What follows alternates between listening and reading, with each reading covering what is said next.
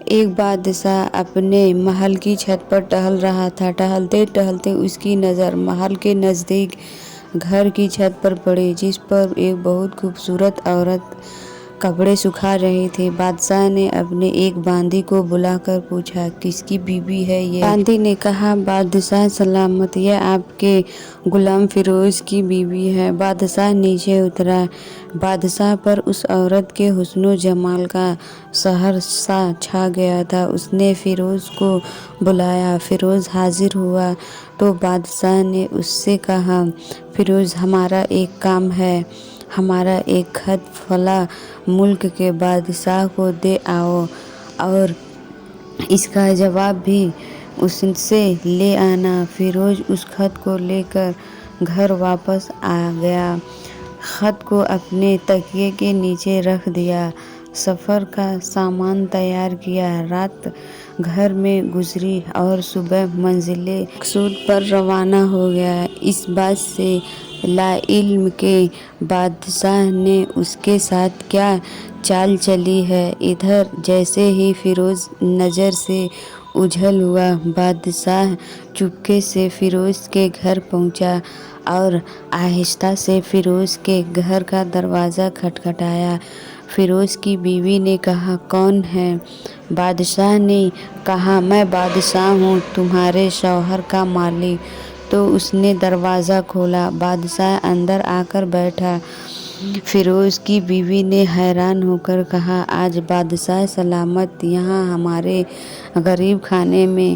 بادشاہ نے کہا، میں یہاں مہمان بن کر آیا ہوں۔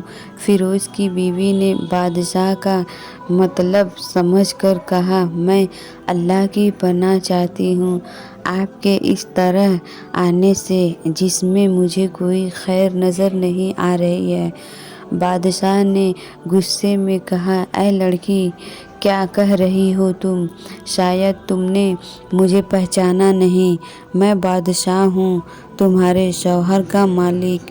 فیروز کی بیوی نے کہا، بادشاہ سلامت، میں جانتی ہوں کہ آپ ہی بادشاہ ہیں، لیکن بزرگ کہہ گئے ہیں، شیر کو اگرچہ جتنی ہی بھوک لگی ہو وہ مردار تو نہیں کھانا شروع کر دیتا۔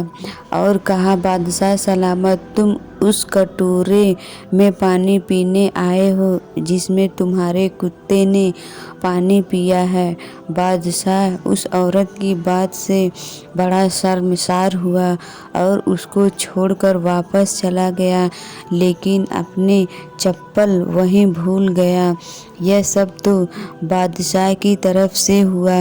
اب فیروز کو آدھے راستے میں یاد آیا کہ جو خط بادشاہ نے اس سے دیا تھا وہ تو گھر پر ہی چھوڑ آیا ہے۔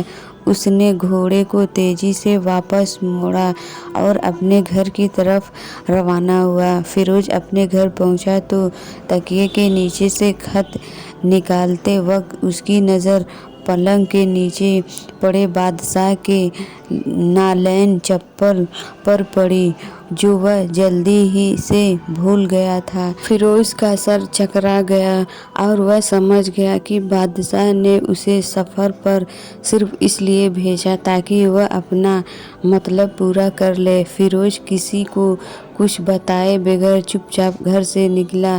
خط لے کر وہ چل پڑا اور کام ختم کرنے کے بعد بادشاہ کے پاس واپس آیا تو بادشاہ نے اسے انعام کے طور پر 100 دینار دیے۔ فیروز دینار لے کر بازار گیا اور عورتوں کے استعمال کے قیمتی کپڑے اور کچھ تحفے بھی خرید لیے۔ گھر پہنچ کر بیوی کو سلام کیا اور کہا، چلو تمہارے میکے چلتے ہیں۔ بیوی نے پوچھا، یہ کیا ہے؟ کہا، بادشاہ نے انعام دیا ہے اور میں چاہتا ہوں کہ تم یہ پہن کر اپنے گھر والوں کو بھی دکھاؤ۔ بیوی، جیسے آپ چاہیں۔ بیوی تیار ہوئی اور اپنے والدین کے گھر اپنے شوہر کے ساتھ روانہ ہوئے۔ داماد اور بیٹی اور ان کے لائے گئے تحفے کو دیکھ کر وہ لوگ بہت خوش ہوئے۔ فیروز بیوی کو چھوڑ کر واپس آ گیا۔ 1 مہینہ گزرنے کے بعد نہ بیوی کا پوچھا اور نہ اس کو واپس بلایا۔ پھر کچھ دن بعد اس کے سالے اس سے ملنے آئے اور اس نے کہا آپ ہمیں اپنی بہن سے غصے اور ناراضگی کا وجہ بتائیں یا پھر ہم آپ کو قاضی کے سامنے پیش کریں گے۔ تو اس نے کہا اگر تم چاہو تو کر لو، لیکن میرے جسم اس کا ایسا کوئی حق باقی نہیں جو میں نے ادا نہ کیا ہو۔ وہ لوگ اپنا کیس قاضی کے پاس لے گئے تو قاضی نے فیروز کو بلایا اور قاضی اس وقت بادشاہ کے پاس بیٹھا ہوا تھا۔ لڑکی کے بھائیوں نے کہا اللہ بادشاہ سلامت اور قاضی صاحب کو صحیح سلامت رکھے۔ قاضی صاحب ہم نے سرسبز باغ، درخت پھلوں سے بھرے ہوئے اور ساتھ میں میٹھے پانی کا کنواں اس شخص کے حوالے میں دیا تھا، تو اس شخص نے ہمارا باغ اجاڑ دیا، سارے پھل کھا لیے، درخت کاٹ لیے اور کنویں کو خراب کر کے بند کر دیا۔ قاضی فیروز کی طرف متوجہ ہو کر پوچھا ہاں تو لڑکے تم کیا کہتے ہو اس بارے میں؟ فیروز نے کہا قاضی صاحب جو باغ مجھے دیا گیا تھا وہ اس سے بہتر حالت میں نے اسے واپس کیا ہے۔ قاضی نے پوچھا کیا اس نے باغ تمہارے حوالے ویسے ہی حالت میں واپس کیا ہے جیسے پہلے تھا؟ انہوں نے کہا ہاں ویسے ہی حالت میں واپس کیا ہے، لیکن ہم اس سے باغ واپس کرنے کی وجہ جاننا چاہتے ہیں۔ قاضی نے کہا ہاں فیروز تم اس بارے میں کیا کہنا چاہتے ہو؟ فیروز نے کہا قاضی صاحب میں باغ کسی بغض یا نفرت کی وجہ سے نہیں چھوڑا، بلکہ اس لیے چھوڑا کہ ایک دن جب میں باغ میں آیا تو اس میں نے شیر کے پنجے کے نشان دیکھے تو مجھے خوف ہوا کہ شیر مجھے کھا جائے گا، اس لیے شیر کے اکرام کی وجہ سے میں نے باغ میں جانا بند کر دیا۔ بادشاہ جو ٹیک لگائے ہوئے یہ سب کچھ سن رہا تھا اٹھ کر بیٹھ گیا اور کہا فیروز اپنے باغ کی طرف امن اور مطمئن ہو کر جاؤ، اللہ کی قسم اس میں کوئی شک نہیں کہ شیر تمہارے باغ میں آیا تھا، لیکن وہ وہاں پر نہ تو کوئی اثر چھوڑ سکا، نہ کوئی پتا توڑ سکا اور نہ ہی کوئی پھل کھا سکا۔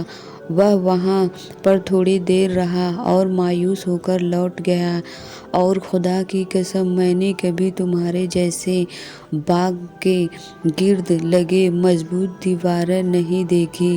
فیروز اپنے گھر لوٹ آیا اور اپنی بیوی کو بھی واپس لے لیا، نہ تو قاضی کو پتہ چلا اور نہ ہی کسی اور کو کہ ماجرا کیا ہے۔